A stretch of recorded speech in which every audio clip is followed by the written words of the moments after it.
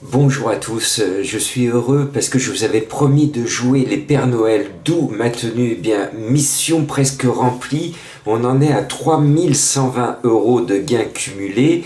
Ce vendredi soir, je vous donne le tiercé dans l'ordre et surtout ce samedi, je suis heureux, je m'en frotte les sabots de vous donner le tiercé dans l'ordre, le gros tiercé dans l'ordre en 5 chevaux seulement, avec mes deux bases, base solide première, base moins solide deuxième, et mon coup de cœur troisième à 52 contre 1 à l'Hameau du Goutier. C'est ma fameuse méthode du champ réduit au tiercé. Je vous engage toujours à jouer peu.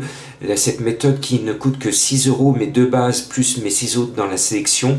Et bien pour 6 €, vous aviez 180 € de gain aujourd'hui. Donc voilà, une très très belle opération.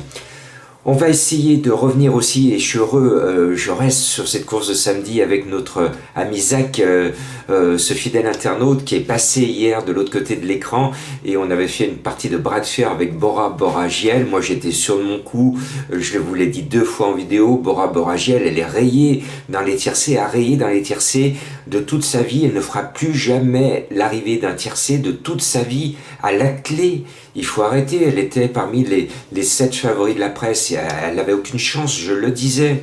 Alors Asblue, je vous disais qu'il était poisseux, ben, il a super bien couru, je suis content pour lui, il est quatrième, bravo, mais c'est vrai qu'en règle générale, Asblue, il a souvent des pépins dans les quintés, ben, il est quatrième, et puis cinquième, c'est un gros tocard qui s'est rappelé à notre bon souvenir. Donc mission remplie. On va plancher sur un magnifique quintet ce dimanche à Vincennes, qui qualifie à la gagne pour le prix d'Amérique. Donc la place la plus visée est bien sûr la victoire, et il y a un cheval que j'attends depuis plusieurs mois parce que son entourage m'a dit depuis très très longtemps: on va courir le prix d'Amérique et on va le gagner. C'est vous, le 14. Alors je peux vous dire que je suis un peu moins chaud parce que ça fait 2 fois que le cheval me laisse un peu sur ma faim, et la dernière fois on n'a rien vu. Le cheval est parti comme ça, il est parti en colère, il est parti faire la bise au public dans les tribunes tout de suite au grand galop, et coucou c'est moi, il a été faire coucou au public. Ce jour-là, je vous ai dit, après la course, son driver devrait laisser la place à un driver français, parce que je pense que il n'est pas le mieux placé pour réussir à ce niveau-là. Il devrait mettre sur le sulky un autre, mais bon, il reste sur le sulky.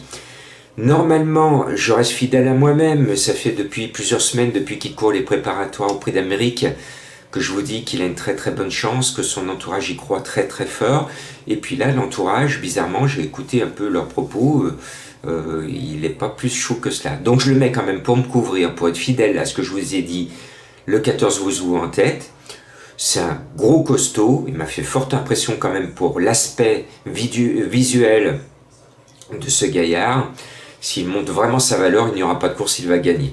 Mais ce n'est pas une base. La base, c'est Vivid Wise As, le numéro 11. C'est un petit crack. Il m'a donné raison récemment dans le prix Marcel Laurent. Et lui aussi, je vous avais dit qu'il allait courir le prix d'Amérique. C'est un petit crack et il peut doubler la mise. Et il pourrait même devenir, s'il double la mise, l'un des gros favoris du prix d'Amérique. Il en a largement les moyens et je pense qu'il est à la mesure de notre auteur français. C'est pour ça que je mets 2 étrangers en tête. Nos auteurs français sont très bons, ils sont même excellents. Cela tombe bien puisque c'est le 9 excellent qui est en 3e position, mais je pense que les étrangers sont légèrement supérieurs. Et bien l'autre base, après ce numéro 11, c'est bien ce 9 excellent. Il ne cesse de progresser, il fait des étincelles, il touche au sublime, il vient de gagner dans un joli lot. Eh ben, je pense qu'on peut le suivre, on peut s'appuyer en tout cas sur ses chances en base, voilà, donc 11 et 9 en base. Et puis après, je vais mettre Génito du Noyer, le numéro 8, je vous répète que ce n'est pas un gland, c'est un très bon cheval, mais lui aussi m'a laissé un peu sur ma faim.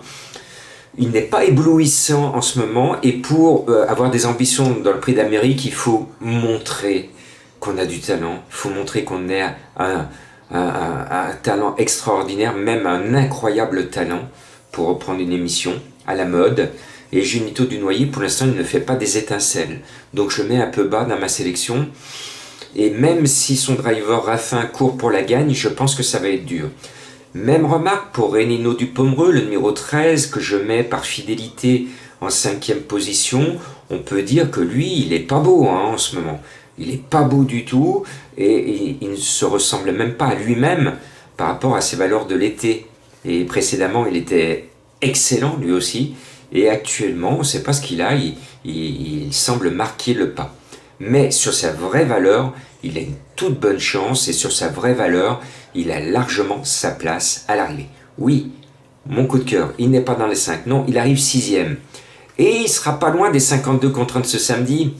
Et c'est un vrai coup de cœur, c'est un cheval que j'adore, que je mets tout le temps dans ma sélection et qui me donne tout le temps raison, c'est le 4 Éclair du Mirel. Quand je dis tout le temps, la dernière fois il était obligé de faire forfait puisqu'il avait lourdement chuté sur la piste, son driver avait pris les piquets et puis sur le qui cassé, le cheval il était parti au galop, c'est pas bon pour le rythme cardiaque d'un cheval. Et heureusement, il s'en est bien sorti, il n'a pas été blessé, il ne s'est pas ressenti de ce gros incident qui aurait pu être parfois fatal. Hein.